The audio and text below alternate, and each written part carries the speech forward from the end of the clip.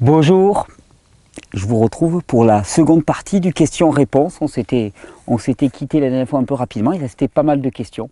On se retrouve en plein soleil, c'est ce que j'aime dans l'hiver, c'est le contraste entre les nuits froides, fraîches.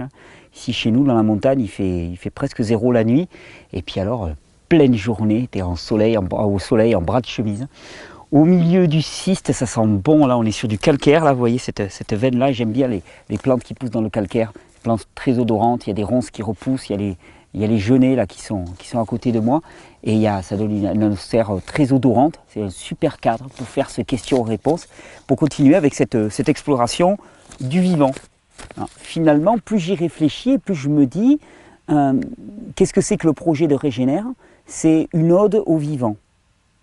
Alors on pourrait dire même une ode à la vie, mais j'aime bien plutôt le définir par le terme de vivant, parce qu'il y a une espèce de dynamisme dans le vivant. Le vivant est dynamique, le vivant s'adapte en permanence, le vivant se régénère en permanence, le vivant fait preuve d'une capacité que rien d'autre n'a. C'est-à-dire que le non-vivant n'a pas cette capacité. Et Régénère, c'est vraiment dans une époque où on est fasciné par les machines, par la mécanique, par l'ingénierie, mais qui n'est pas vivante, ben, c'est une façon de dire, attendez les gars, mais il y a quelque chose qui est tellement plus puissant, tellement plus émerveillant, tellement plus merveilleux, c'est le vivant. Et au travers des vidéos, mais on passe notre temps à qualifier, à caractériser, à mettre en lumière bien, cette capacité incroyable du vivant. Et si vous regardez cette vidéo, j'ai une bonne nouvelle pour vous, vous êtes vivant. Donc si vous êtes vivant, eh bien, toutes les caractéristiques du vivant, elles sont présentes en vous. Et Régénère, c'est ça. Régénère, c'est ça, c'est uniquement ça. Vous êtes vivant.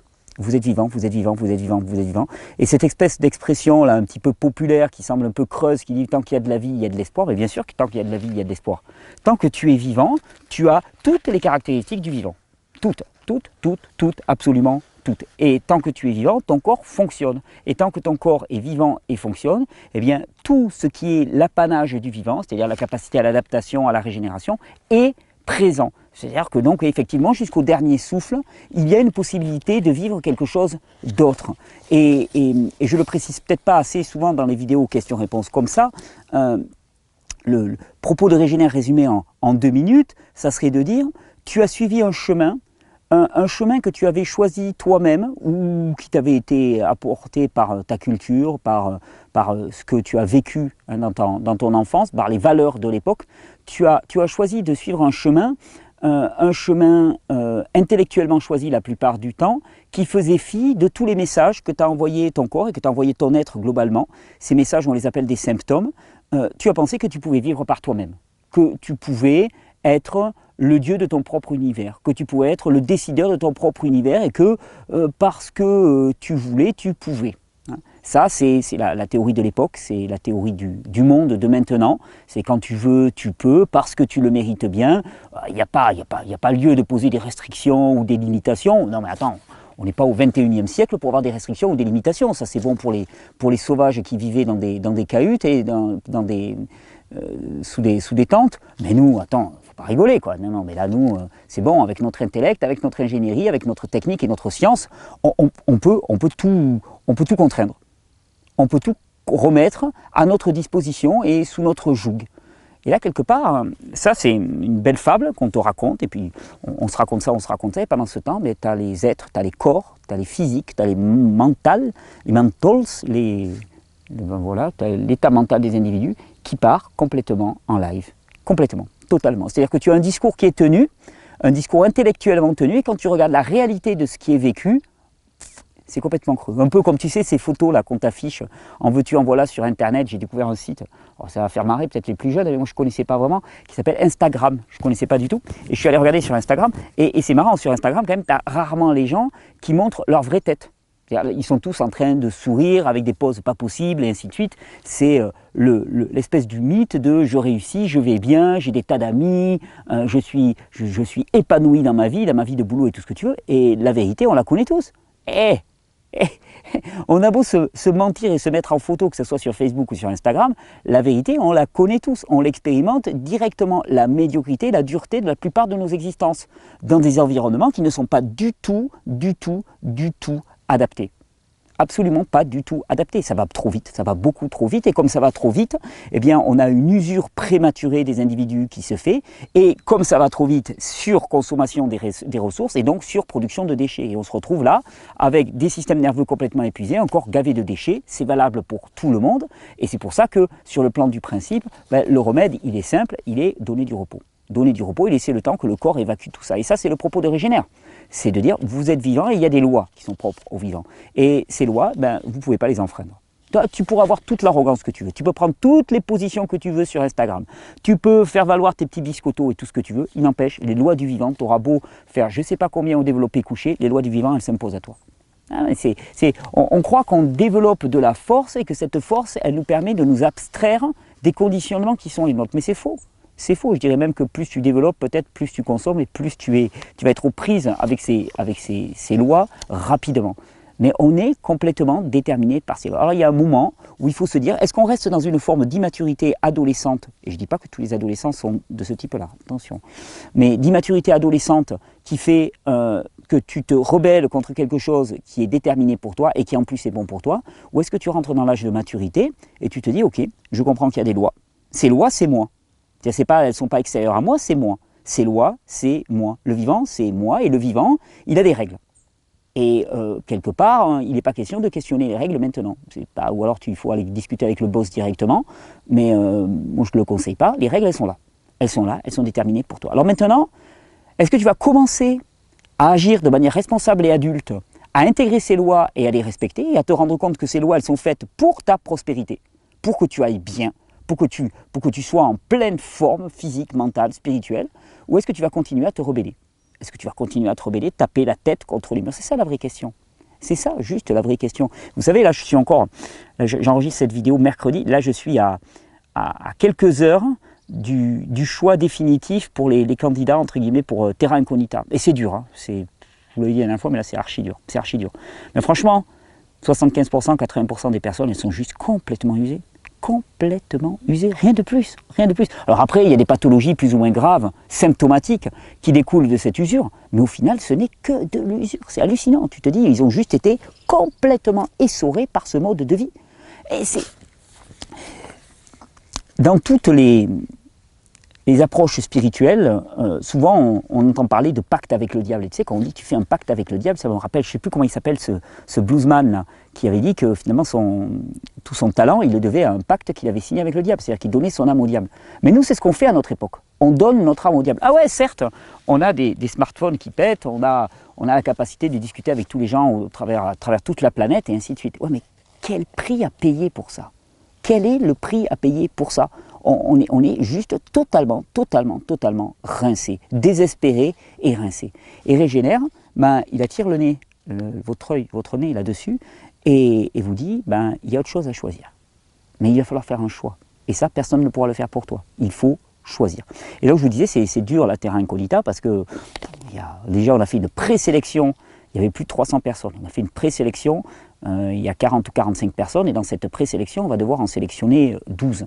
C'est très dur, c'est très difficile. D'ailleurs, il va falloir que je fasse une vidéo pour expliquer à tous les autres pourquoi on ne les a pas pris et m'excuser auprès d'eux, en sachant que les maisons de régénération vont embrayer derrière, et donc ça va être un beau projet qui va pouvoir accueillir beaucoup de monde. Mais se rendre compte que la plupart d'entre nous sommes victimes de notre époque.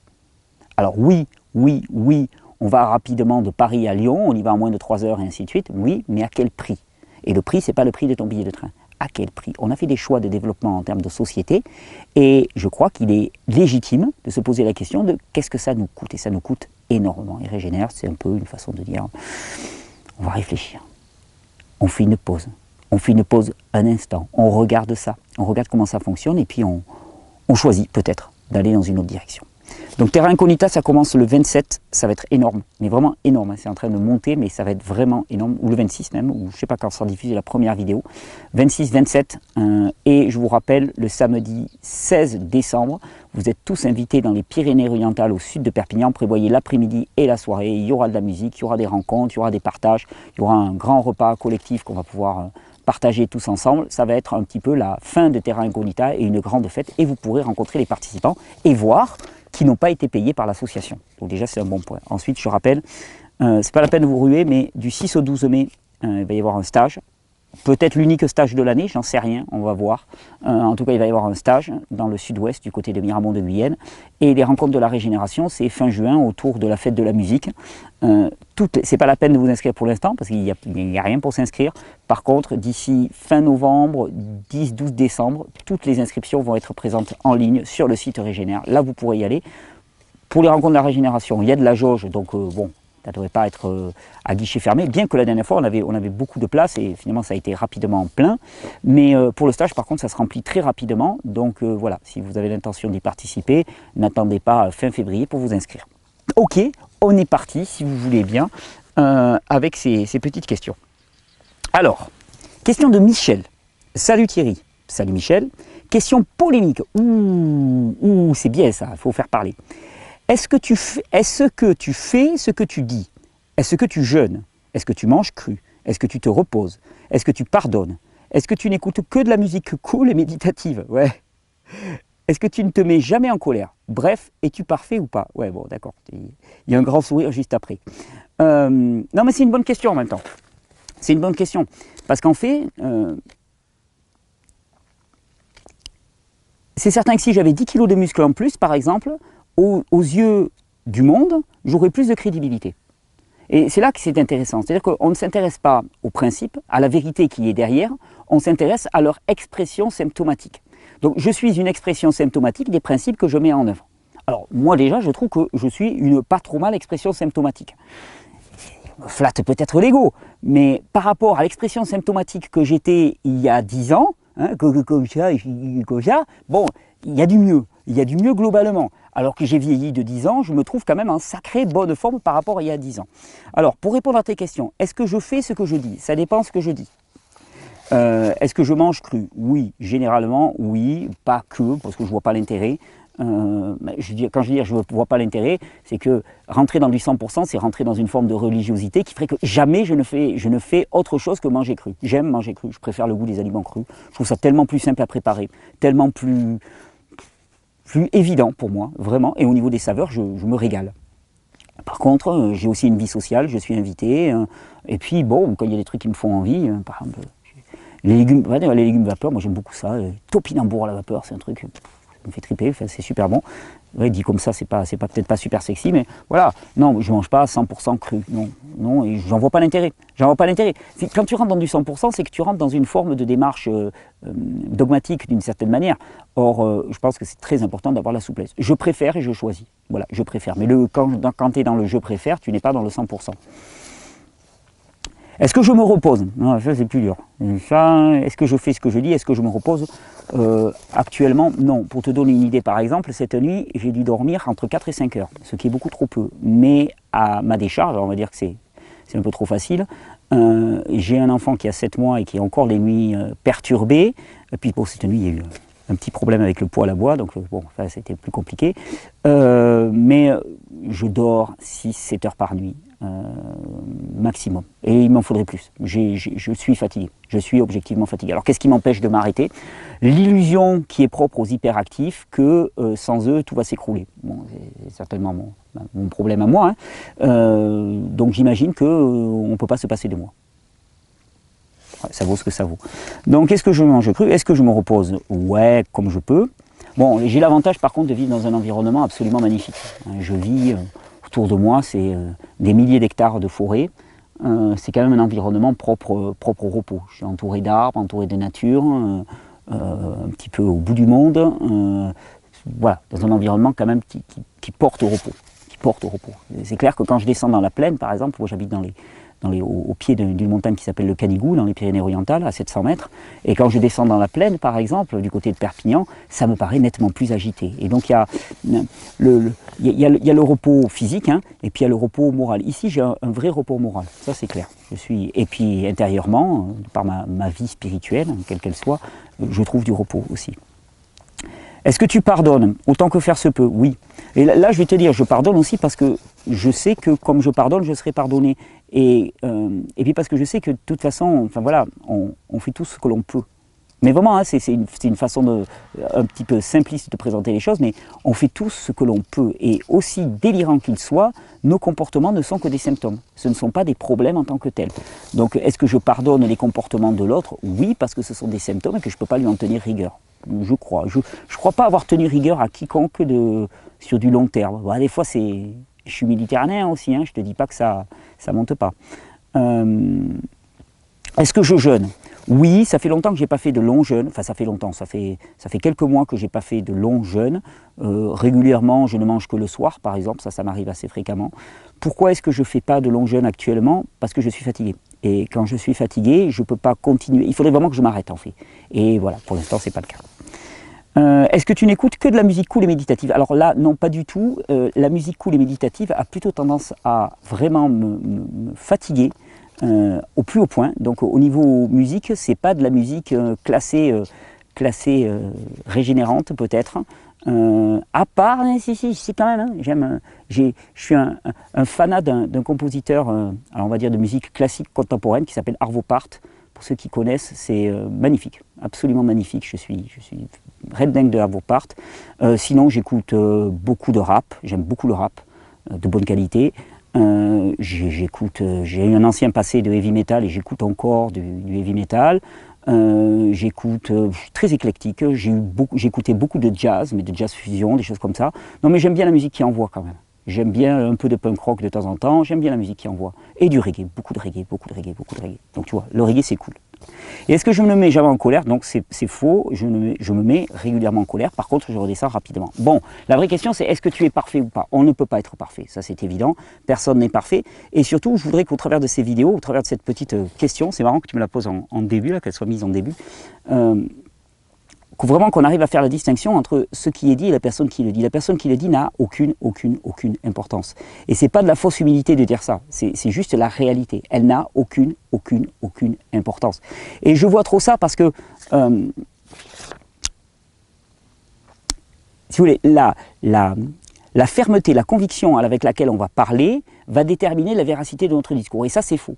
C'est faux. Notre discours, il doit s'appuyer sur des principes toujours. Et j'espère qu'au travers de ces vidéos, ce sont des principes que vous venez de toucher. Ces principes, ils sont simples. Si tu es épuisé, tu dois te reposer. Et le vrai repos, eh bien, il est de plusieurs ordres. Il est psychologique, il est digestif, il est physique. Et ce repos-là, il est absolument nécessaire. Il y a des principes. Hein. Si tu as une accumulation de déchets, il faut leur permettre de sortir. Et pour que les déchets sortent, eh bien, il faut automatiquement que tu sois dans une phase de repos. Parce que le repos rime avec élimination. Ça, ce sont des principes. Ça ne dépend pas de la personne. Ça ne dépend pas de qui le porte. Ça ne dépend pas de son développement physique. Ça ne dépend pas de son charisme. Ça ne dépend pas de la couleur de sa peau. Ça ne dépend pas de son origine sociale. Ça ne dépend pas s'il a des belles chemises ou pas de belles chemises. C'est toujours absolument vrai.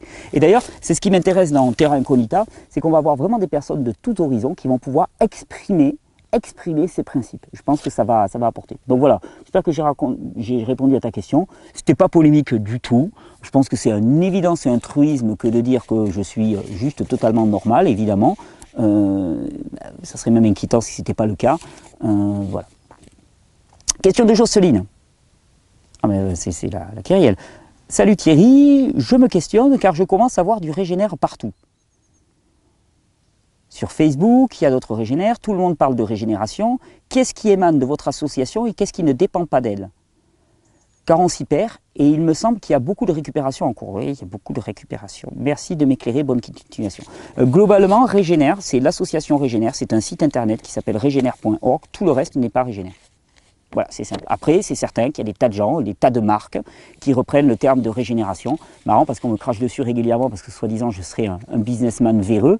Et c'est amusant de voir le nombre de personnes qui se font des thunes sur mon dos et sur mon travail. Donc c'est hallucinant, proprement hallucinant. D'ailleurs, je ne suis pas assez businessman. Il faudrait vraiment que je prenne des cours à ce niveau-là pour être beaucoup plus. Au moins, les accusations, elles serviraient à quelque chose et au moins, il y aurait de l'argent qui arriverait. Puis bon, tu sais, la question de l'argent, c'est pas un problème pour moi. La question, c'est qu'est-ce que tu en fais, hein, parce que tu peux en avoir ou ne pas en avoir. L'usage que tu en fais détermine tout de ta personne. Donc qu'est-ce qui émane de notre association? Sur Facebook, il n'y a qu'une seule page qui émane de notre association, c'est Régénère/Thierry Casasnovas, sur lequel je suis présent. Tout le reste ne dépend pas de nous, et j'ai vu des dérives extrêmement lourdes, je suis d'accord avec vous, je ne peux pas les empêcher. Régénère est un mot commun, on ne peut pas le déposer, puis j'ai pas envie de rentrer dans ce légalisme forcené, donc c'est à chacun de faire le tri. Si vous avez des questions, ben vous venez nous poser la question. Mais oui, c'est récupéré à fond. C'est ainsi que va le monde. Bon, je pourrais déballer, hein. L'année prochaine, on va un peu plus se lâcher. J'ai une idée pour se lâcher un peu plus l'année prochaine, parce que c'est frustrant aussi des fois de rester toujours dans la limitation, de ne pas faire de polémique, de ne pas faire de vagues, et j'ai envie de me lâcher un peu plus. Donc l'année prochaine, on va faire quelque chose à côté. Moi, je resterai toujours super gentil, et à côté, il y a quelqu'un qui va s'occuper de faire un peu plus saignant, si vous voyez ce que je veux dire. Question de Julie. J'ai une question que j'aimerais voir abordée. L'homme a-t-il vraiment besoin de taurine et de créatinine? Les carnivores sont exclusivement dépendants. Les herbivores, non. Il paraît que les humains, un tout petit peu. Donc il faut quand même en manger un peu de produits animaux. Du coup, les autres qui mangent frugies ont l'air en pleine forme. Aidez-moi à éclairer la lanterne. Alors, l'homme a-t-il vraiment besoin de taurine et de créatinine? Alors, c'est toujours pareil. Quand on répond à ce genre de questions, on répond au travers du modèle explicatif qui est le modèle actuel. Au travers du modèle actuel, la taurine et la créatinine sont des acides aminés, effectivement, qui sont indispensables à l'homme, qu'il doit trouver indispensables. Alors, tu vas me dire, non, mais attends, il y a des gens qui sont végétariens, voire végétaliens, qui sont en pleine forme. Alors, il y a deux possibilités. Soit la théorie est fausse, soit ces personnes sont en adaptation. Et l'adaptation chez l'humain, elle permet, selon les personnes, d'aller au bout de ses limites. Après, je te dirais qu'il y a bon nombre de non-végétariens qui te disent les végétariens et les végétaliens, ils sont tout pâles et tout frêles. C'est un stéréotype. Alors les végétariens et végétaliens, ils vont te montrer l'homme le plus fort du monde, là, Patrick, je ne sais plus comment, hein, ou le bodybuilder, Franck, je ne sais plus comment non plus, qui fait des tractions magnifiques et ainsi de suite. Ils vont dire, regarde, en fait c'est creux, c'est complètement creux. Dans l'état actuel de la théorie de l'humain, et de la compréhension physiologique, il y a des acides aminés qui sont dits essentiels. La taurine et la créatinine en font partie. Donc effectivement, ça veut dire que toute personne qui s'en passe est en adaptation. Voilà, donc ça c'est dans l'état de la théorie actuelle. Ensuite, il y a quelqu'un qui s'appelle Louis Kerfran qui a montré qu'il y avait un phénomène qu'on appelait la transmutation biologique et qui permettrait la synthèse d'acides aminés non essentiels par d'autres acides aminés non essentiels ou essentiels, ce qui veut dire qu'on pourrait créer les acides aminés qu'on voudrait. À ce moment-là, on ne serait plus dépendant de la taurine et de la créatinine. Moi, je vais te dire, le meilleur exemple, la meilleure expérimentation, c'est toi. C'est-à-dire, si tu as un régime végétalien et que tu vas mal, et que tu penses que ça peut être imputé à ton régime, eh bien, tu essayes de consommer un peu de produits animaux et tu vois ce que ça donne. Par contre, on va faire un peu de polémique, tous les ans il faut en faire un petit peu. Par contre, le végétalisme, le végétalisme en particulier et le véganisme a fortiori sont des expériences très récentes et actuellement on a très peu de recul là-dessus. C'est-à-dire qu'on n'a pas de recul à je ne sais pas combien de générations. Le végétarisme, si, en Inde, ils sont quand même végétariens depuis longtemps, mais ils consomment beaucoup de produits laitiers. Donc c'est un végétarien. Il y a d'autres exemples de végétarisme sur la planète, pas tant que ça, mais il y en a d'autres exemples. Par contre, l'exclusion totale de tout produit animaux, c'est très moderne. Donc c'est une expérience. Et voilà, bon, les motivations des personnes qui mènent cette expérience, je les comprends, c'est une expérience. Moi j'avais déjà répondu à cette question. Moi pour ma part, par exemple, j'ai vu que c'est une expérience qui ne marchait pas. C'est-à-dire que si, et pourtant j'en consomme très peu, mais si de temps en temps j'ai pas un peu d'apport de produits animaux, hein, ça, physiologiquement ça marche pas. Je me sens pas bien, je vais pas bien. Je vais pas bien, je perds du poids, au niveau moral ça marche pas et tout, donc je sais qu'il me faut un peu de produits animaux, c'est comme ça. Et on pourra me sortir toutes les théories qu'on veut, il n'empêche que mon expérience prime sur toutes les théories. Donc, du coup, les autres qui mangent frugies ont l'air en pleine forme. Alors bon, là aussi, avoir l'air en pleine forme, si c'est sur Instagram, ça ne veut rien dire. Deuxièmement, il faudrait voir sur du long terme. Troisièmement, ils sont peut-être en adaptation. Et quatrièmement, ils ont peut-être une bonne capacité adaptative qui fait que leur foie synthétise ces acides aminés, c'est super. Mais les autres, on s'en moque. C'est toi. C'est toi. Donc, est-ce que toi, ça te convient ou ça ne te convient pas? Et on revient toujours à cette question de ressenti individuel. Il n'y a pas de meilleure alimentation du monde. La meilleure alimentation du monde, c'est celle qui te convient. C'est celle qui correspond à tes besoins ici et maintenant. Parce qu'en plus, ça peut varier au cours de ta vie.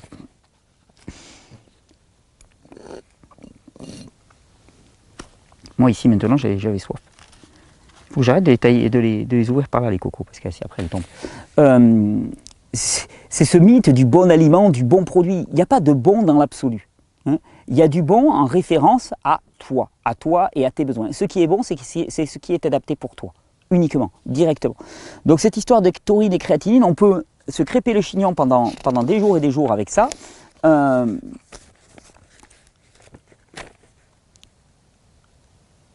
Et je peux rien dire d'autre, parce que objectivement, la théorie officielle, c'est qu'on en a besoin. Donc si on en a besoin, on ne peut pas être végétarien. On ne peut pas être végétalien, on ne peut pas être végan. Non, ça ne marche pas. Alors après, il y a tous les végans qui vont... Les véganes, il paraît qu'il faut dire comme ça, véganes. Oui, j'ai appris depuis 1 an et demi. Hein. Il y a les véganes.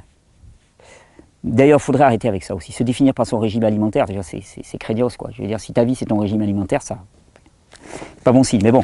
Les personnes qui ne mangent pas du tout de produits animaux vont te dire, oui, mais moi, regarde, je vais bien. Alors, déjà, sur du long terme, il faudrait voir. Et s'ils vont bien, ben, ça veut dire qu'au niveau adaptatif, ben, ça marche bien. Il faudrait voir au niveau libido, hein, parce que ça, on en parle moins. Il faudrait voir au niveau développement physique, il faudrait voir au niveau développement moral. Il faudrait vraiment regarder tous les paramètres de leur vie. Mais peut-être que ça peut bien marcher. Ben, top, très bien. Hein, s'ils n'ont pas besoin de passer par les animaux, tant mieux. C'est beaucoup plus simple. Et puis, ça permet d'être vraiment dans une cohérence que je respecte et que je salue. C'est super, c'est super. Par contre, oui, j'en ai marre aussi de me sentir comme une MERDE, hein, parce que je consomme encore des produits animaux, par exemple. Encore, d'ailleurs, tu vois, c'est tellement ça a impacté l'idéologie hygiéniste. Hein. Encore, tu consommes. Ah, mais tu consommes encore des produits animaux. Ah, mais tu fais ça encore. Tu sais, avec l'espèce de mépris larvé, tu vois, comment on appelle ça, de la condescendance, voilà, cette condescendance. Hein. Et moi je dis, mais oui, parce que c'est ce qui me convient. Et je suis heureux de dire, mais je réponds à mes besoins, réellement. Bonjour Thierry. Donc voilà, pour la question taurine créatinine, impossible de répondre. Dans l'état actuel des connaissances, oui, c'est indispensable. Que préconiserais-tu, donc Marzia, que préconiserais-tu comme diversification alimentaire pour un bébé? Ma fille de 8 mois, âge corrigé 6 mois et demi. Pourquoi corriger? Ça, je ne sais pas ce que c'est, l'âge corrigé. Bon, elle a 8 mois, est allaitée exclusivement et je souhaite allaiter jusqu'au sevrage naturel. Je précise qu'elle n'a pas encore de dents. Je souhaiterais faire la diversification, la DME, c'est diversification menée par l'enfant avec elle, car le bébé mange de manière autonome des aliments solides. On ne donne pas des purées et des compotes, ce qui est pour moi positif. Par contre, je ne peux pas commencer cette méthode car la DME préconise que le bébé tienne assis seul. Oui, donc si elle ne tient pas assis seul, c'est qu'elle a 6 mois et demi.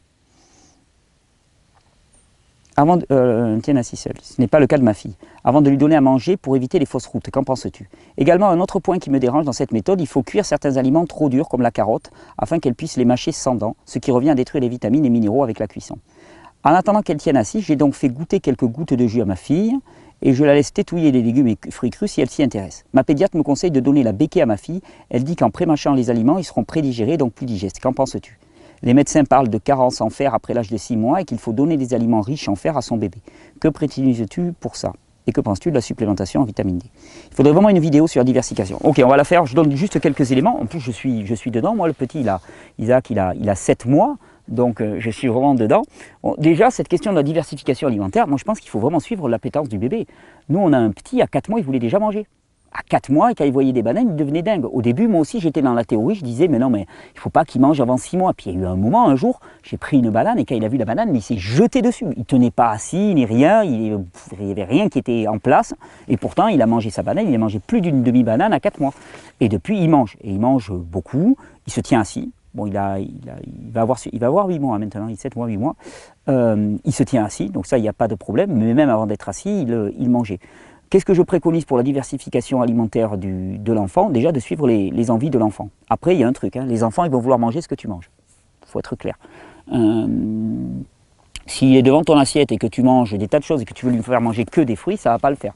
Donc, on va faire une vidéo sur la diversification alimentaire des enfants. Mais moi, je vais te dire, moi, ce que je fais à partir de mon expérience, c'est qu'on a commencé par des fruits, bien sûr, le plus simple à digérer. On est globalement quand même beaucoup sur des fruits. On lui donne pas mal d'oléagineux aussi sous forme de purée, des amandes mixées, des graines de tournesol mixées. Alors oui, c'est mixé parce qu'il n'a que 2 dents, donc il ne peut pas mâcher lui-même. Je lui pré-mâche énormément, oui. De toute façon, dans la nature, il y a énormément d'animaux qui pré-mâchent pour leurs petits, donc ça me choque pas. La noix de coco, par exemple, les enfants, mais ils sont dingues de noix de coco. Quand il y a de la coco à la maison, le jus de noix de coco et l'eau de noix de coco, là, comme ça, fraîche, et la chair, mais la chair, je lui pré-mâche parce que sinon, il ne peut pas la manger. Des oléagineux, des légumes en petite quantité que je pré-mâche, mais franchement, les enfants, ils n'ont pas une appétence sur les légumes, pas particulièrement, et je pense que c'est pas grave. Il est allaité à côté de ça, bien sûr, en parallèle. Je crois qu'il ne faut pas vraiment se prendre la tête. Vraiment, tu lui donnes à manger à partir de 6-7 mois, tu peux commencer à donner à manger à ton enfant et tu lui donnes à manger ce que tu manges toi. Parce que si ce que tu manges te paraît bon et te paraît adapté pour ta santé, bah, c'est ce qu'il faut lui donner. Tu fais les mêmes choix que pour toi. Donc moi, j'ai pas de tabou particulier. Donc j'imagine que tu me parles d'aliments riches en fer, donc on va parler de produits animaux. Est-ce qu'il faut leur donner des produits animaux? Moi, je dirais pareil, tu regardes leur appétence. Est-ce que si toi tu en manges et qu'ils ont une appétence pour ça, pourquoi pas? Supplémentation en vitamine D, moi, les supplémentations, les gamins, si on pouvait leur fiche la paix pendant quelques années encore avec ça, arrêter de considérer qu'il leur manque des choses et considérer que leur corps fonctionne parfaitement. Moi, tu les mets au soleil, tu laisses s'ébrouer dans le soleil, ça sera déjà nettement mieux. On va faire une vidéo sur la diversification alimentaire.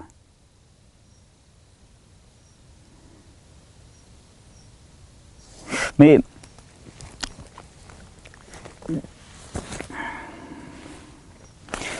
c'est toujours la même chose. Je pense qu'il est important d'être attentif à l'alimentation que nous donnons à nos enfants, comme l'alimentation que nous donnons à nous-mêmes. Mais il faut pas rater la cible non plus. Un enfant, sa nourriture, c'est bien plus que l'alimentation qu'il va ingérer. Un enfant, sa nourriture, c'est tous les regards qu'il va avoir avec ses parents et avec ses proches, c'est toutes les attentions, les caresses, les touchés, l'environnement dans lequel il évolue. Tout ça, c'est la nourriture pour lui. Et il faut faire attention de ne pas trop se stresser avec son alimentation, de ne pas mettre des choses trop rigides en place ou trop contraignantes, au détriment de la nourriture globale. Donc voilà, c'est juste pour dire, pour moi, il ne faut pas que ça soit compliqué. L'enfant, il tète. Donc tant qu'il tète, il a l'essentiel qui est assuré par la tétée. Et ensuite, tout le reste, c'est du plus. C'est du plus, il faut le laisser aller selon ses envies, découvrir, mâchouiller, saisir par lui-même. La diversification menée par l'enfant, j'aime beaucoup aussi. Dès qu'il s'intéresse à un aliment, il le prend, il le met en bouche, il voit ce qu'il peut en faire. Il ne peut pas en faire grand-chose, c'est pas grave. Le risque de fausse route, il est totalement fantasmé, en tout cas grandement fantasmé. Mais je te promets, moi j'ai vu des enfants manger des morceaux de poivron et choses comme ça. Ils ne s'étouffent pas avec. Il y a très peu de risques.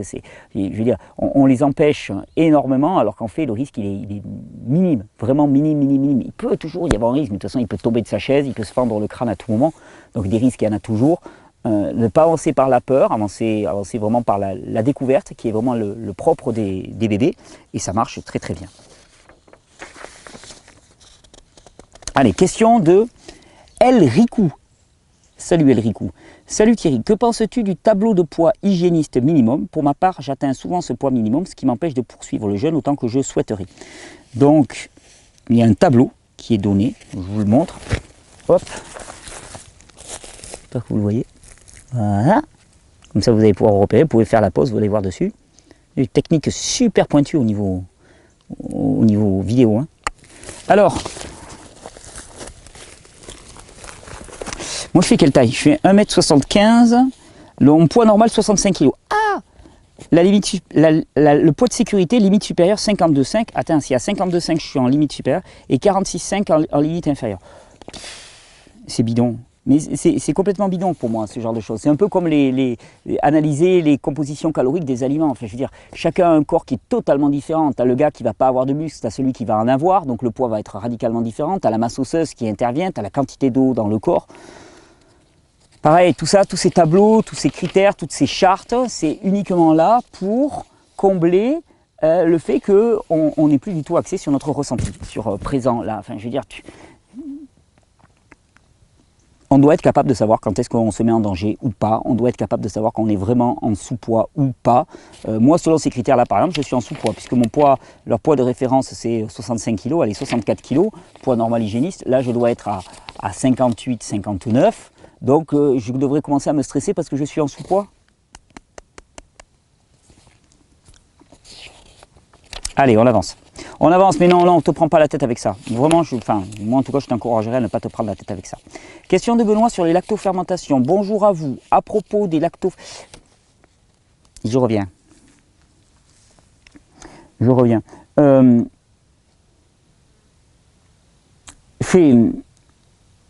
Ces tableaux-là, ce qui est intéressant, c'est qu'on voit vraiment que... je parle souvent de croyances dans ces vidéos. Et parfois, je me fais chambrer à cause de ça. On dit, ah, mais il mélange tout, et ainsi de suite. Mais on ne se rend pas compte à quel point on est dans des systèmes de croyances en permanence. Là, par exemple, un tableau comme ça, ben, si tu y accordes foi, donc tu y portes ta croyance dessus, tu lui donnes de ta foi, et à ce moment-là, ben, selon les chiffres que tu vas avoir indiqués sur ta balance, tu vas te dire je suis bien ou je suis mal. Tu es complètement déterminé par des critères extérieurs. Parce que ton système de croyance est indexé sur ce tableau-là. C'est-à-dire, mais qu'est-ce qui fait que tu crois en ce tableau-là? Qu'est-ce qui fait? Parce que c'est des hygiénistes qui l'ont dit, parce que c'est Herbert Shelton qui l'a dit. Mais attends, Herbert Shelton, c'est pas Dieu le Père. Hein. Donc, globalement, pourquoi est-ce qu'on donne notre foi? On donne notre foi à des spécialistes, à des tableaux, à des critères. On te dit il faut manger tant de calories par jour pour être en bonne santé, il faut manger tant de protéines, il faut manger tant de glucides, il faut manger... Et où il est notre ressenti là-dedans? Il n'y a pas le choix, il n'y a vraiment pas le choix. Avec les participants de Terra Incognita, on va vraiment rentrer là-dedans. Il est où votre ressenti? Elle est où la vie? Est-ce qu'elle est à l'extérieur ou est-ce qu'elle est à l'intérieur de vous, la vie? La vie, elle est là globalement, et c'est elle qu'il faut ressentir, c'est elle qu'il faut aller interroger, c'est elle qu'il faut aller questionner. Voilà, mon petit... Question de Benoît sur les lactofermentations. Bonjour à vous. À propos des lactofermentations, quel est leur intérêt pour le corps si on considère que l'acidité de l'estomac est censée tuer les bactéries? Alors, l'acidité de l'estomac est censée effectivement détruire une bonne nombre des bactéries pathogènes qui pourraient rentrer dans notre alimentation, qui pourraient rentrer via notre alimentation. Après, je ne suis pas sûr que ça détruise toutes les bactéries. Les lactofermentations, leur intérêt principal, c'est de réaliser une prédigestion des fibres qui sont parfois dures à digérer. Hein, quand il y a des carottes lactofermentées ou de la betterave lactofermentée, eh bien les fibres ont été décomposées, donc ça c'est très très positif. D'apporter un petit peu de souche bactérienne, mais de toute façon, penser réensemencer ses intestins à partir de bactéries venues de l'extérieur, pour moi c'est bidon, ça ne marche pas. Les probiotiques ne marchent pas. C'est un traitement symptomatique ponctuel qui peut peut-être un temps amener à une petite modification, mais après ça va pas tenir. On a une signature bactérienne, une signature microbienne qui est propre au corps, qui ne demande qu'à se rétablir à partir du moment où on laisse le système se rétablir. Et pour laisser se rétablir, repos, repos, repos, alimentation adaptée. Les lactofermentations vont apporter quelque chose de très positif, c'est des fibres qui ont été prédigérées, qui vont jouer le rôle de prébiotiques, donc de nourriture pour l'ensemble des microbes de nos intestins, parce que ce sont des fibres qui sont intéressantes, de l'acidité aussi, hein, qui va favoriser le développement bactérien, qui va favoriser aussi les processus digestifs, hein, parce qu'il faut de l'acidité dans l'estomac et nombre de nous en sommes privés. Donc voilà où je vois l'intérêt des lactofermentations, mais pas pour le repeuplement des intestins. Question de Loïc, qui est longue. Je vais essayer de synthétiser. Bonjour Thierry, tu es en échec face à ton état de santé, parasitose intestinale, puis un burn-out. Oui, moi je dirais que la parasitose est liée à l'épuisement. Parce que pour qu'il y ait des parasites dans les intestins, c'est qu'il y a accumulation de déchets. Parasite égale déchets. Et donc, parasites, surprolifération de parasites, parce que ce que tu appelles les parasites, en fait, ce sont des souches microbiennes ou macroscopiques aussi, hein, des petits vers, des choses comme ça, qui sont présents tout le temps. Ce qui est embêtant, c'est leur surdéveloppement. Il y a surdéveloppement parce qu'il y a de la nourriture. Il y a de la nourriture parce qu'il y a des déchets. Il y a des déchets parce que, préalablement au burn-out, le système est allé beaucoup trop vite. Il y a ce qu'on appelle la suradaptation. Et donc, suradaptation égale surconsommation des ressources et surproduction de déchets. Là, on est dans les principes.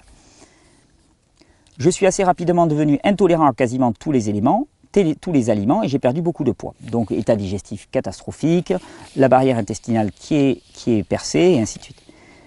Petit à petit, malgré toutes mes démarches de soins, la dégénérescence a continué. J'ai utilisé bon nombre d'outils proposés sur Régénère, lavement, jus, cataplasme, jeûne sec quand je peux, monodiète car obligé, kvass, lactofermentation, massage et soleil quand possible, mélange de plantes, avec un mieux-être apparent au début suivi d'inévitables rechutes. Mon histoire étant longue à raconter, pour faire simple, voici ma situation d'aujourd'hui. Chroniquement épuisé, anxieux et psychotique. Insomnie chronique. Grande difficulté à trouver le repos malgré un cadre adéquat, calme et soleil. Système endocrinien, immunitaire et adaptatif facilement exacerbé. Grande sensibilité. Organes digestifs détractés et épuisés. Intolérance alimentaire multiple. Mon corps peine à métaboliser quoi que ce soit. À moins que je ne m'en tienne à de la salade verte en modération, manger me cause des douleurs, brûlures, irritations un peu partout dans le corps et sur le dos, mais ne pas manger m'épuise et des douleurs apparaissent aussi. Dépendance aux compléments d'enzymes et de bétaïne HCl pour digérer.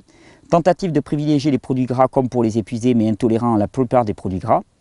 Devenu progressivement intolérant à divers outils de régénération tels que les jus de légumes, même bu lentement, eau de quinton, mélange de plantes, lactofermentation.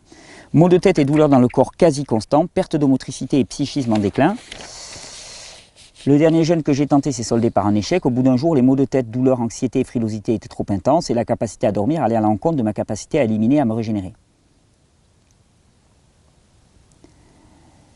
Donc voilà, tu me dis, mon cas semble ressembler à certains des grands intoxiqués aux métaux lourds. Oui, ben, bon, c'est un enfer ce que tu vis, hein. Franchement, voilà.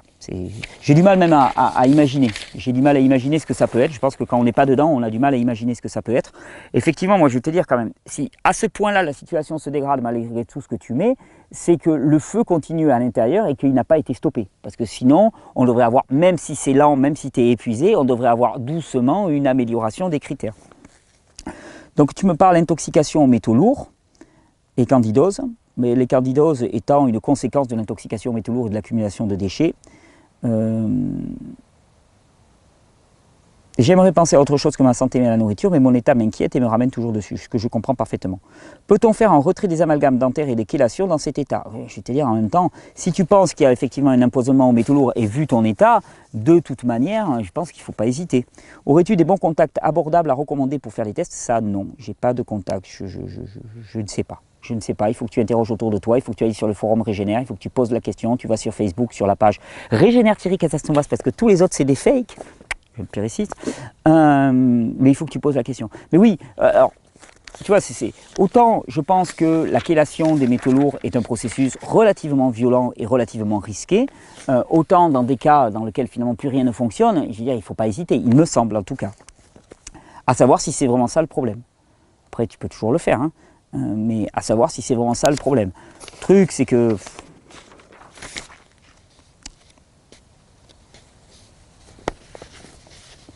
il y a quand même, tu vois, on pourra dire ce qu'on veut, on pourra dire ouais, quel est l'état de tes pensées, ton système de croyance et ainsi de suite.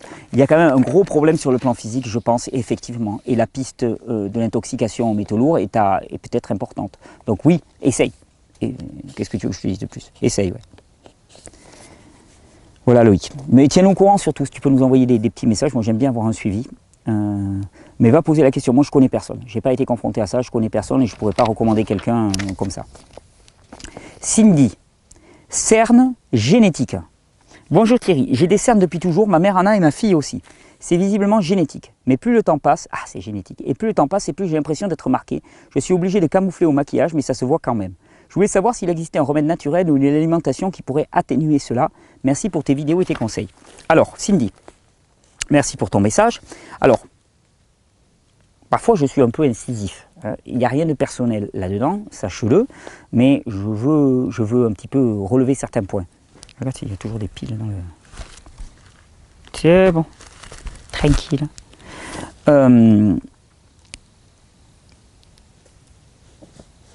Pensons aux symptômes. Heureusement qu'il y a les symptômes. Parce que là, tu vois, rends-toi compte, tu as ces cernes sous les yeux. Et ça t'embête. Ça t'embête pourquoi? De ce que je lis, alors peut-être que je vais caricaturer, mais ça t'embête parce que au niveau esthétique, ça ne le fait pas. En vérité, moi je vais te dire, le niveau esthétique est peu important. Ce que ça signale surtout, les cernes sous les yeux comme ça signale toujours un système rénal surrénalien qui peine. Qui peinent vraiment beaucoup. Les gens qui ont des cernes pas possibles sous les yeux, c'est rein et surrénal qui commencent à vraiment fatiguer. Alors moi, les cernes sous les yeux, certes, c'est pas très joli, mais ce n'est qu'un symptôme. Vouloir les masquer n'a jamais rien changé. Alors, si tu poses cette question, c'est aussi que tu veux aller au-delà. Donc ça indique effectivement un système rénal et surrénalien qui est surchargé. Alors, immédiatement, qu'est-ce que je me dis? Les deux causes principales liées à notre mode de vie actuel, c'est rythme de fou, pas assez de repos, trop de sollicitations, on n'est jamais tranquille, jamais calme et tranquille, jamais en paix. Donc, ce qui tire beaucoup sur le système surrénalien, qui demande beaucoup de production d'hormones, d'adaptation et, on va dire, de stress, entre guillemets, cortisol, adrénaline et ainsi de suite. Et ensuite, alimentation inadaptée, qui est souvent aussi nécessaire pour compenser l'épuisement. C'est-à-dire, tu es épuisé, donc tu as besoin d'une alimentation super stimulante pour venir pousser un petit peu. et donc avec beaucoup de sel, beaucoup de produits transformés. Et cette alimentation-là, eh bien, les reins ont beaucoup de mal parce qu'ils doivent éliminer énormément de déchets apportés par cette alimentation et ça ne le fait pas. Donc, y a-t-il un remède naturel ou une alimentation qui pourrait atténuer ça? Si j'étais dans ta position et si je me prenais pour un médecin, je te dirais, le système rénal surrénalien est certainement épuisé, certainement. Il y a des grandes chances. À ce moment-là, plutôt que d'investir dans des produits de maquillage, qu'on appelle produits de beauté, et là encore c'est totalement fallacieux, c'est un mensonge éhonté, je te conseillerais effectivement de prendre les dispositions nécessaires pour te donner du repos, parce que ces cernes ne sont que des signes extérieurs d'un épuisement qui vient, et cet épuisement il va avoir des conséquences qui sont hautement plus lourdes que simplement des cernes sous les yeux, même si c'est pas super sexy. C'est génétique, peut-être qu'il y a une faiblesse génétique de toute ta famille dans le système rénal surrénalien. Ensuite, eh bien, orienter ton alimentation pour avoir moins de produits raffinés, transformés, assaisonnés, salés à l'extrême et aller vers plus de produits bruts, naturels, préparés à la maison, crus, des fruits qui vont apporter énormément d'eau, chargés de ce qu'on appelle des électrolytes, c'est-à-dire des minéraux que ton corps va pouvoir utiliser pour reconstruire une belle peau bien tonique, bien brillante, qui n'aura pas besoin de produits de beauté. Le simple fait d'avoir besoin de produits de beauté prouve que tu n'es pas beau. Je te le refais. Si tu as besoin de produits pour être beau, c'est que tu n'es pas beau. Ou pour être belle, c'est que tu n'es pas belle. C'est violent ce que je dis, mais en même temps, c'est une réalité. Si tu as besoin de produits pour améliorer ta beauté, c'est que ça ne le fait pas. Qu'est-ce que ça donne quand il n'y a pas de produits pour générer la beauté? Qu'est-ce que ça donne? Parce que cette beauté-là, sans produit, elle révèle exactement la beauté de ton intérieur, la beauté de ton être au niveau physique, hein, je parle pas au niveau moral. Mais elle révèle la beauté de ton corps, réellement. Donc voilà, j'en étais privilégié les fruits et tout qui vont apporter beaucoup d'électrolytes, qui vont reminéraliser, qui vont apporter de l'eau, qui vont apporter une eau qui est utilisable parce que chargée de minéraux, donc ça c'est super important. Et ensuite, bon, moi, je t'encouragerais quand même à faciliter le fonctionnement de tes reins. Il y a des mélanges chez Régénérescence comme Reno 1 par exemple, là, qui va vraiment favoriser le nettoyage des reins. Adreno 1 aussi, qui va soutenir la fonction surrénalienne. Ça peut être des bons moyens de soutenir, en sachant que ça ne fera pas le job, que si tu ne changes pas ton mode de vie, ça ne va pas tout faire, mais en complément. Et puis il y a, moi, mon mélange chouchou favori, j'en parle tout le temps, mais alors pure élimination, il fait tout. Si tu peux t'en payer qu'un, tu te payes pure élimination et tu prends 3 à 6 gélules de pure élimination. Alors là, je fais le prescripteur. Oh, ça craint. Oh, t'en prends pas. Voilà, j'ai rien dit. Mais ouais, non, parce qu'on n'a pas le droit de parler en France. Liberté d'expression, mais limitée. En tout cas, voilà. Moi, si j'étais à ta place, donc je ne parle pas pour toi, je parle pour moi. Moi, dans un cas comme ça, je prendrais aussi un petit complément de plante pour aider les reins à se nettoyer, à turbiner. Et tu vas voir que la génétique, elle va se casser le nez sur l'épigénétique. Et tu vas avoir un visage et des yeux, waouh, je te dis que ça. Et sans maquillage, sans mascara, sans fond de teint, et ainsi de suite. Donc tu vas même faire des économies là-dessus. Qui plus est, tu vas arrêter de mettre sur ta peau, qui est quand même une surface d'échange entre le milieu extérieur et le milieu intérieur très importante, ce qui veut dire que tout ce que tu mets sur la peau, tu te le manges. Tu vas arrêter de mettre sur la peau des produits qui sont extrêmement toxiques. On crée la beauté avec des produits toxiques. C'est un peu comme les mecs qui te soignent un cancer en te faisant perdre tes cheveux et tes dents. Ouais, techniquement, ça ressemble pas du soin. Ben, c'est pareil là. Produits de beauté qui sont remplis d'oxyde d'aluminium et d'oxyde ferreux, c'est pas des produits de beauté. C'est pas des produits de beauté, c'est des produits de dégénérescence. Alors, question de Betty. Bonjour Thierry. Un gros merci pour vos vidéos. Oh, comme on dit vos, soit tu es plus jeune que moi, soit tu es vraiment impressionné par moi. Bon alors, on va traduire. Un gros merci pour tes vidéos qui me ravissent et m'apportent de bons outils. Super. Au risque de choquer beaucoup d'internautes, je me pose la question suivante. N'y aurait-il pas un rapport entre entretien inconscient d'une maladie ou de bobo et le besoin d'affection ou d'intérêt de la part de son entourage? Tu veux dire que les malades ne sont pas malades? Tu veux dire qu'ils jouent la comédie? Si je te comprends bien, tu veux dire donc que c'est de la manipulation. Au bout des choses. Je dis ça car je me suis jamais apitoyé sur mes enfants quand ils étaient malades, et Dieu sait si je les aime, ils avaient vite fait de récupérer quasi tout seuls leur gros bobo. On ne félicite pas quelqu'un de malade, on ne le cajole pas plus que d'habitude, on ne l'aime pas mieux, on le secoue. Je dis ceci cela car les personnes qui venaient déverser leur bobo chez moi n'y ont pas trouvé d'écho. compassion sans apitoiement. Oui, mais là je suis d'accord avec toi, je te chambre, mais il y a une différence profonde entre la compassion et l'apitoiement. Dans un monde qui est gouverné par les émotions, on pense que apporter du soin et de l'écoute aux autres, c'est se mettre à pleurer avec eux ou rentrer dans leur jeu. Non, je suis d'accord avec toi. La compassion demande un désir sincère d'aider l'autre. Et ça, personne ne peut en juger. Et ta compassion, elle peut prendre des moyens qui peut aller même jusqu'à un petit peu violenter, secouer la personne. Oui, je suis d'accord. J'ai de la compassion pour moi-même.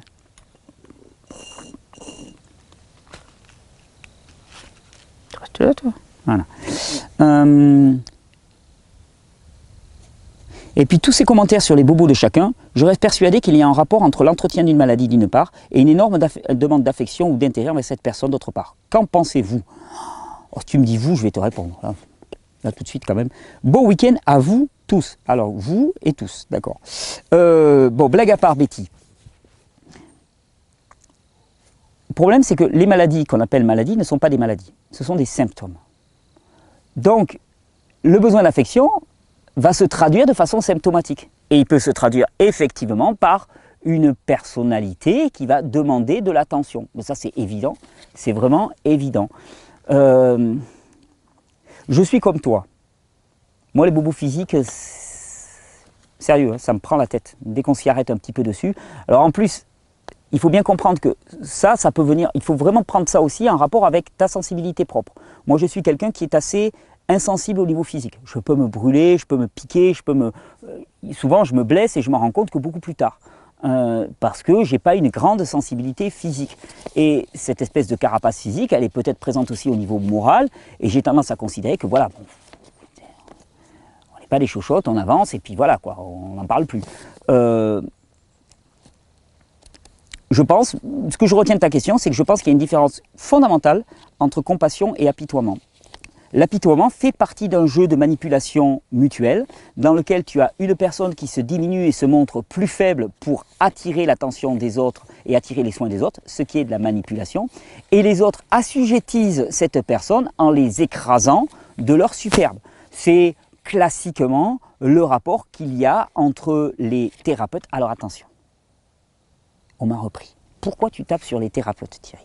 Bah, déjà parce qu'au moins ça fait jaser, ça fait un petit peu, sinon on s'ennuie.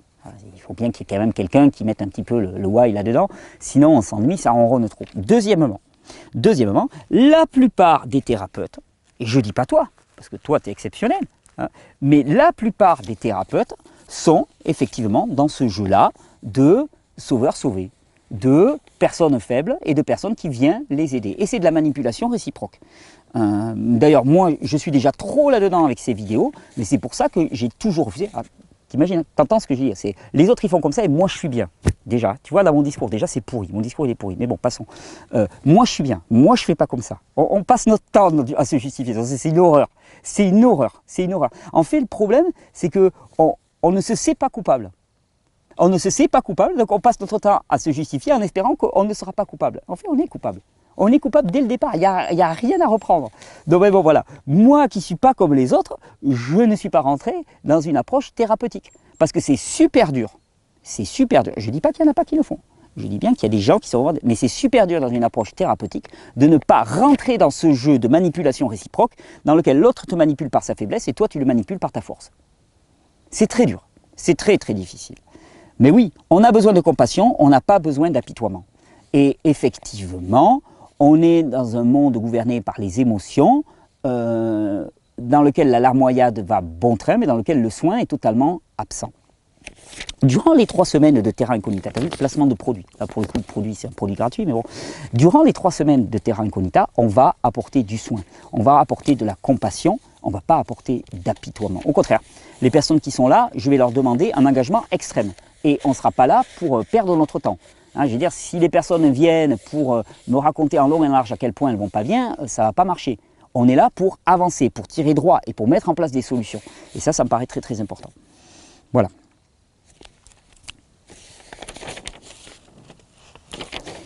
Daniel, cancer et chimio. Quand on a un cancer assez abrasif, assez agressif, doit-on refuser la chimio et autres? Si oui, que faire? Donc Daniel est payé par rue 89 ou par la Mivilude. Ah, je vous ai vu. Non, non, non, non, ah non, mais surtout pas, il faut faire la chimio. Quand on a un cancer assez agressif, il faut surtout faire la chimio. À côté de ça, tu peux prendre des jus de légumes, si ça peut te rassurer un petit peu. Hein, les remèdes de grand-mère, ça n'a jamais fait de mal à personne. Mais il faut être sérieux. Il faut être sérieux, on prend la chimio, on prend la radiothérapie, et sinon tu vas perdre ni tes dents ni tes cheveux, tu n'auras même pas l'air d'un cancéreux. Donc tu fais ta chimio et ta radiothérapie, comme ça tu as l'air vraiment malade pour le coup, hein. Tu vas perdre du poids, tu as ton système immunitaire qui ne va plus fonctionner, tu as ton système endocrinien qui va se casser la gueule, donc comme ça tu seras vraiment malade, tu pourras légitimement prétendre ton cancer. Et à côté de ça, si tu veux te faire des jus de légumes, histoire de faire rigoler ton spécialiste, tu peux. Il se moquera un peu de toi, ça détendra l'atmosphère dans le cabinet et ça marchera bien. Voilà, voilà ma réponse. C'est pas à moi de te dire hein, ce que tu dois faire. Ici, on ne s'occupe pas de maladie. La maladie, c'est le domaine des médecins. Ici, on s'occupe de bonne santé. Donc, que tu aies un cancer ou pas un cancer, eh bien, il s'agit de nourrir ta santé. Et nourrir ta santé, ça passe par des choses extrêmement simples, des choix d'alimentation, des choix de nourriture. La nourriture étant considérée par tout ce qui nous entoure et qui nous nourrit au quotidien, nos relations avec les autres, l'environnement, les beaux arbres, les petits renards qui passent, les petits lapins, les sangliers, oui, les sangliers qui passent, les chevreuils qui passent, les petits insectes qui bruissent, les rayons du soleil qui viennent caresser ma peau et qui donnent cette douce sensation de chaleur, le petit jus qui rentre dans mon gosier et qui me régale et qui me réjouit, hein, l'état de pensée, l'émerveillement par rapport à ce monde du vivant. Hein. Bon, mais tout ça, c'est ce qui nourrit notre santé au quotidien. Après, est-ce qu'il faut faire ou pas une chimiothérapie? Il n'y a que toi qui peux le savoir. Ça dépend de l'urgence, ça dépend de ton style vestimentaire, savoir si tu portes le bonnet ou pas. J'en rigole, on m'a reproché beaucoup souvent de rigoler du cancer, mais je pense que c'est bon déjà de rigoler, c'est bon de prendre les choses avec humour. Après, on est tellement vissé sur notre existence terrestre maintenant qu'on se dit après la mort il n'y a plus rien. Alors c'est clair que si après la mort il n'y a plus rien, là tu t'inquiètes vachement. Il faut bien comprendre que je parle à partir d'une fois dans laquelle mon existence ici n'est que, voilà, c'est une étape. C'est une étape, donc après au pire, hein, je retourne avec le boss, donc au contraire ça sera plutôt cool, donc tant mieux. Je suis bien ici, mais je serai bien là-haut, enfin là où je serai. Et je voulais dire par là, c'est que la chimiothérapie est un traitement. C'est pas un soin, c'est un traitement extrêmement lourd, extrêmement agressif. Dans certains cas, effectivement, quand on a attendu trop longtemps et tout, il me semble que c'est peut-être la dernière des solutions. Après, il faut savoir que tu as chopé un ticket pour l'enfer quand tu prends une chimiothérapie. C'est-à-dire que si derrière ça, tu ne mets pas énormément en place pour corriger les effets délétères du traitement qui était censé te soigner, à ce moment-là, la charge toxique va être doublée, triplée dans ton corps. Ça, c'est évident. Le cancer, c'est d'une acidité totale pour le corps. Voilà. Mais après, il n'y a que toi qui peux choisir. Il n'y a que toi qui peux choisir, parce que qui va te dire. Par contre, il n'empêche que tu aies un cancer ou pas, que tu en aies un qui arrive ou pas, que tu aimes porter le bonnet ou pas, je te conseille maintenant, qui que tu sois, de changer ton hygiène de vie pour faire en sorte de nourrir la santé, de ne plus t'occuper de maladies. Comme ça, tu n'entendras plus parler de maladies. Valérie me pose une question sur l'aloe vera. On enchaîne, hein, il faut préparer terra incognita. Valérie, question sur l'aloe vera. Bonsoir Thierry. Bonjour Valérie. J'ai une plante d'aloe vera chez moi et je voudrais savoir si je peux la consommer. Y a-t-il différentes sortes de plantes? Peuvent-elles être toxiques? Non, dans la famille des aloés, il n'y a pas de toxicité connue à ma connaissance. Par contre, tu vas avoir une amertume. Donc tu as l'aloès arborescens ou des choses comme ça qui vont être plus amères. Si c'est très très amer, moi j'irai pas. Voilà, mais sinon, on peut consommer les aloés. Il y en a qui vont avoir plus ou moins de gel aussi. Il y en a, elles sont toutes fines et toutes... Vicente. Jeûner en période de croissance. Bonsoir. Mais tout le monde m'écrit le soir. Bonsoir, j'ai 16 ans et je jeûne quotidiennement, à fond. Je le fais avant tout pour ma santé physique et mentale et pour repartir plus fort que jamais. T'as raison. Sachant que je suis en croissance, jeûner à 16 ans peut-il m'amener des effets négatifs? Pour l'instant, je n'en ai pas, bien au contraire. Ouais, non, mais il n'y a pas de raison. Si tu es sur du jeûne court, de toute façon, jeûner n'a, à ma connaissance, jamais apporté d'effets négatifs. On a même fait jeûner des bébés. Allô, 89 ouais, il a parlé des bébés. Ok, je préviens la minute. Donc oui, on a fait jeûner des bébés et des scientifiques qui ont même fait un rapport sur NCBI, qui est un portail de publication scientifique un peu comme PubMed. Hein. Donc je pourrais m'appuyer là-dessus, il faudrait le rechercher, mais bon. Ils ont fait jeûner des bébés qui avaient une, je ne sais plus quelle obstruction au niveau des poumons, et les bébés s'en sont portés très bien. Moi j'ai fait jeûner des poules, des bébés, Non, des bébés, je n'ai pas encore fait jeûner des bébés. Je n'ai pas encore vu jeûner des bébés. Mais des poules, oui, et ça leur allait très très bien aussi. Il paraît qu'il faut des chats même. On m'a dit toujours un chat, il faut que ça mange tout le temps parce que sinon c'est malade. Moi j'ai vu jeûner des chats pendant plusieurs jours parce qu'ils n'étaient pas bien et ils allaient très bien après. Donc voilà. Donc Vicente, quand tu fais des jeûnes courts particulièrement, tu vas avoir un énorme boost de tes hormones de croissance en particulier. L'hormone de croissance, la testostérone, l'aldostérone et ainsi de suite. Donc quand on parle de croissance, de développement musculaire pour un jeune, je pense que le jeûne intermittent par exemple, est juste excellent. Puis ton ressenti est bon, tu t'appelles Vicente, tu as 16 ans, tu vas être musclé, tu es au top, tu as la vie devant toi. Non mais c'est joli Vicente. Toujours exotique là, tu sais. Caroline. Non mais je suis jaloux, je m'appelle Thierry. Alors, Thierry ça fait pas Vicente. Thierry. Caroline, joli ça aussi. Enfin, vous avez tous des prénoms jolis. Après, il y a Rob, il y a Gibril et il y a Armande. Tous très très beaux. Introduction alimentaire de bébé. Bonjour, j'aimerais savoir si vous avez déjà fait une vidéo sur le sujet ou si vous pouvez m'éclairer au sujet de l'introduction alimentaire du bébé. Les à ne pas faire, à ne pas négliger. Merci à l'avance. On se fait ça d'ici la fin décembre. Promis, promis, juré, je ne vais pas cracher, mais promis, juré. Rob, salut Thierry. J'ai beaucoup appris sur le pardon et vu de vrais changements dans ma vie s'opérer en conséquence. Super. Bah ouais, parce que au-delà de l'aspect spirituel, c'est une loi. Une loi. Si tu pardonnes, tu seras pardonné. Et si tu pardonnes à l'autre, c'est avant tout à toi que tu fais du bien. Parce que l'autre, le truc c'est que, allez, on va faire du Robert Morse là. On va partir sur le côté spirituel. Ah. Mais je crois que on ne réalise pas à quel point l'autre, comme nous-mêmes, mais ce que je vous dis là, ça n'a pas de sens si, je veux dire, c'est, à la limite, ça va être une petite invitation à essayer de le vivre, de le comprendre, de le sentir dans l'expérience intérieure que vous pouvez vivre dans votre intimité. Mais quand on te dit, voilà, ne fais pas à l'autre ceci, ne fais pas à l'autre cela, c'est parce que le préalable, c'est de comprendre que l'autre et nous-mêmes ne sommes pas différents, ne sommes pas séparés. L'autre et nous-mêmes, ça paraît creux, ça paraît un truc un peu méditatif. L'autre et nous-mêmes ne sommes pas séparés, jeune Jedi. Ouais, ça fait un peu ça, et en même temps, garanti, je l'ai entendu pendant des années et des années et des années, et il a fallu qu'un jour, vraiment, j'expérimente cette sensation que l'autre et moi-même ne sommes pas différents. Alors accepte-le peut-être pour l'instant comme tel, l'autre et toi-même ne sont pas différents.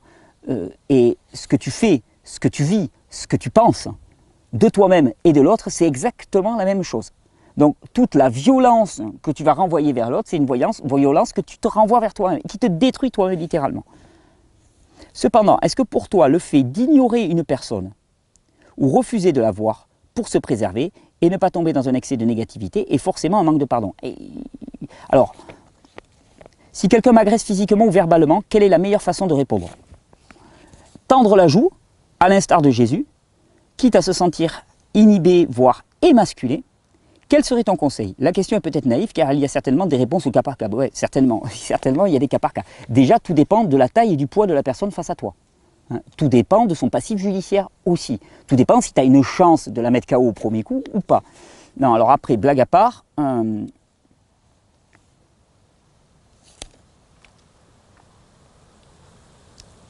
c'est compliqué cette histoire de tendre la joue gauche et la joue droite. Hein, parce qu'effectivement, on peut te dire, voilà, ça demande, si on te violente, ne réagis pas. Et en même temps, bon, tu vois, si tu te réfères à Jésus, donc tu te réfères à la Bible, hein, je ne fais pas de prosélytisme, tranquille, respirez.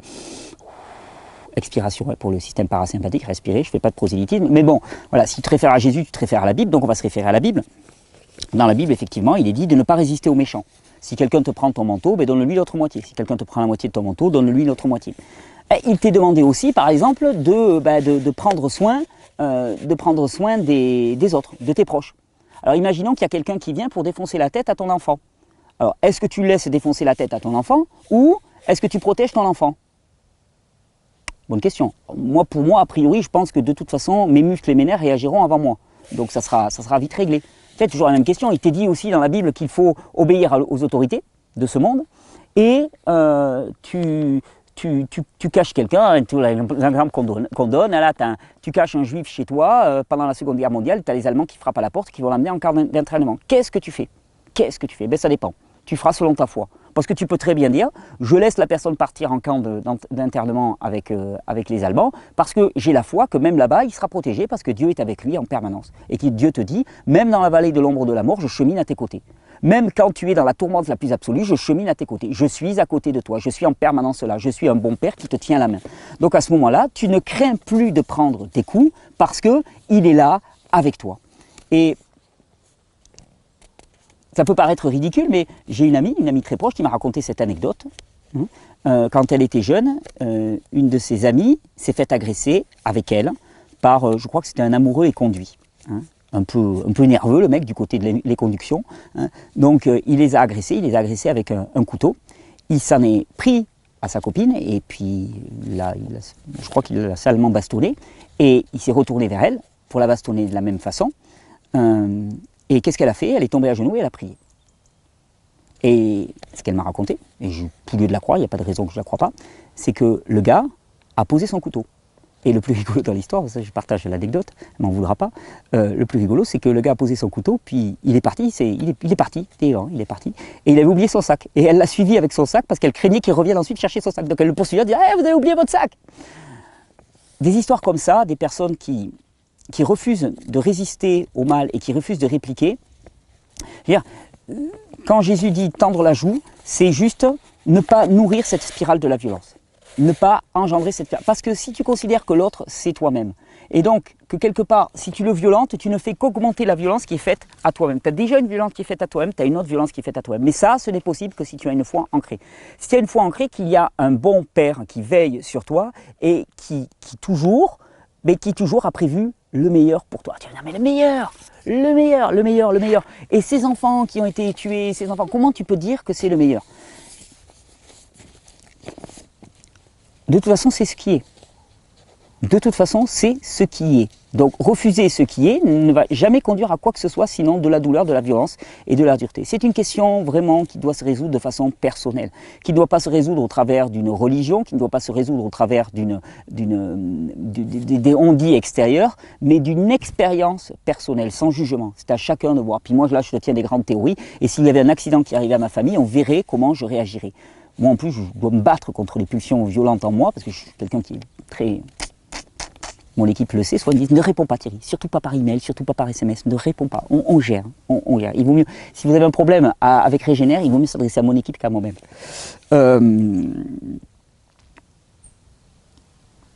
Tu te sens inhibé, tu te sens émasculé tant que c'est toi qui fais. Si c'est plus toi qui fais, et ça, je veux dire, ce sont des mots qui peuvent paraître creux tant qu'on n'en a pas fait l'expérience, donc je vais revenir toujours à la même chose. Si on veut comprendre ça, il faut plonger à l'intérieur. Le royaume de Dieu est à l'intérieur de nous, et ça c'est ce que dit la Bible en long et en large. Elle nous dit que tout est à l'intérieur, que tous nos rituels, que toutes nos pratiques n'ont aucun sens, que le vrai paix, le vrai repos, il est à l'intérieur, que la vie est à l'intérieur de nous, qu'elle a un nom, et que la vérité est à l'intérieur de nous, qu'elle a un nom, et que quiconque se plonge sincèrement et avec persévérance à l'intérieur, rencontrera la vie, la vérité, rencontrera la force, la puissance, la quiétude, et à ce moment-là ne se posera plus ce genre de questions. Voilà, je ne veux pas te répondre autrement, parce que sinon on va tomber dans des discours, dans des débats et des débats et des débats. Voilà, j'espère Rob que j'ai répondu à ta question. J'espère qu'on aura l'occasion d'en discuter virilement, sans être émasculé tous les deux. Gibril, argent colloïdal. Pensez-vous que l'argent colloïdal peut être pris à tous les âges et états, allaitement, grossesse, et croyez-vous en son innocuité? Alors, la question c'est pas de croire ou de ne pas croire. L'argent colloïdal est présenté comme un produit extrêmement antibactérien, antifongique et ainsi de suite. Donc ça tue les bactéries et les champignons.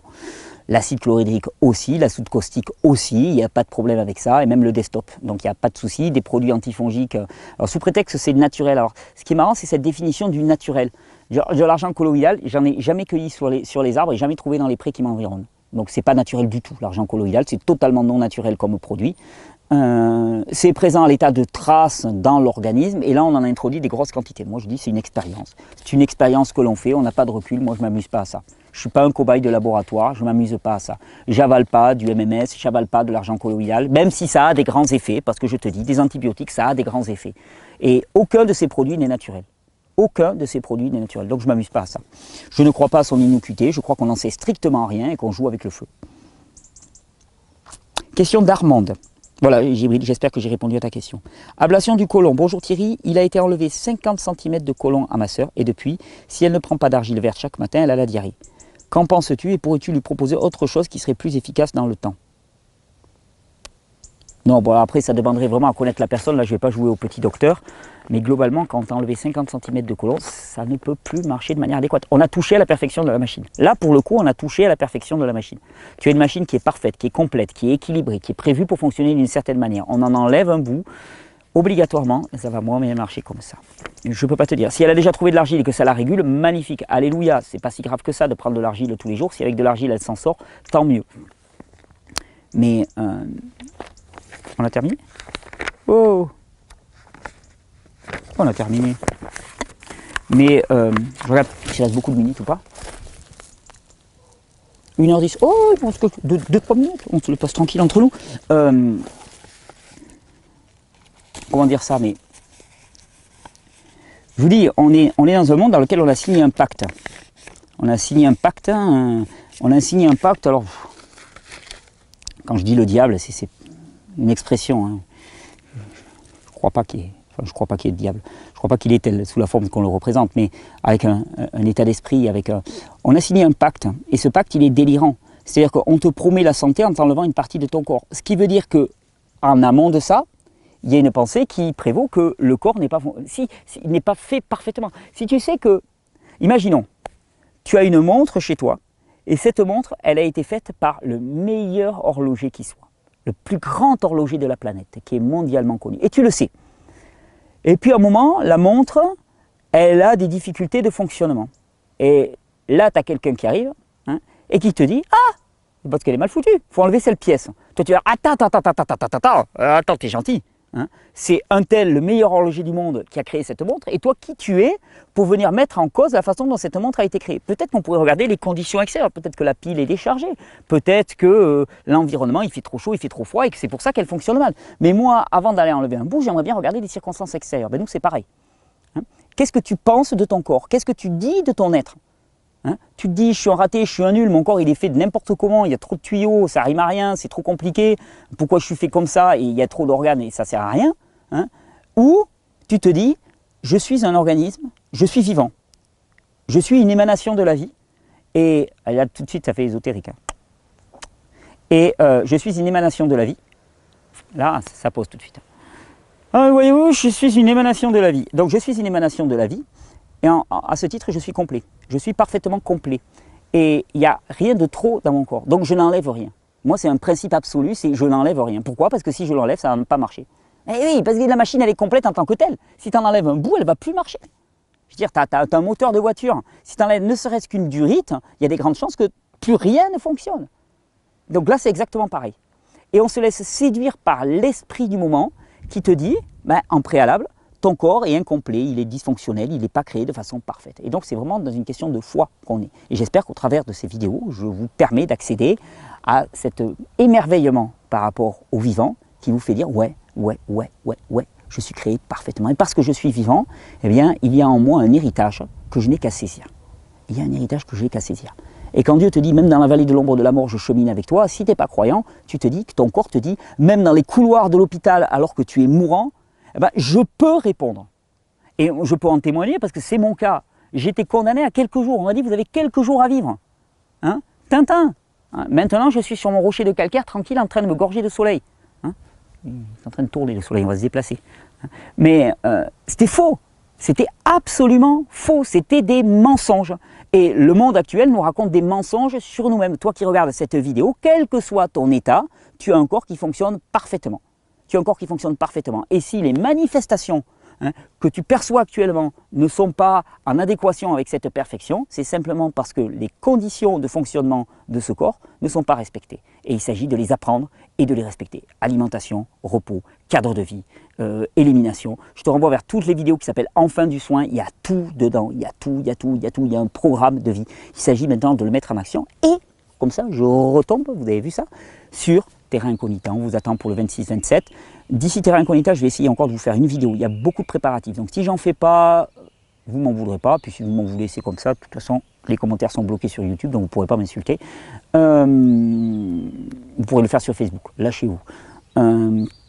Mais d'ici Terra Incognita, je vais essayer de préparer encore un sujet qui me tient très à cœur, qu'on me demande depuis longtemps. Sinon, on se retrouve le 26 ou le 27 pour le début de Terra Incognita, la vraie réalité à la télé. Bonne régénération.